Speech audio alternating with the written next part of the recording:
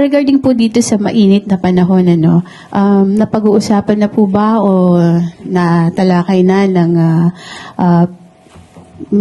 gabinete kay Pangulong Marcos kung ano po yung mga pwedeng gawing measures, hakbangin para naman po maiwasan yung kakulangan or maranasan ng mga Pilipino yung kakulangan sa supply po ng tubig sa panahon pong ito.